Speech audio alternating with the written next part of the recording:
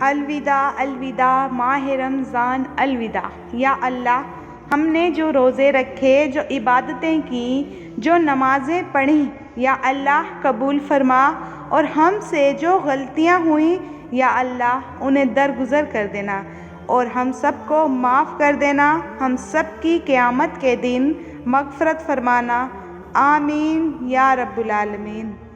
رمضان کے آخری دن ہے یا رب، دل میں کچھ ادھوری چاہتیں ہیں یا رب، اب تو کن فرما دے، آمین ثم آمین۔ ہر گناہ کے پیچھے شیطان نہیں ہوتا، یہی بتانے رمضان آتا ہے۔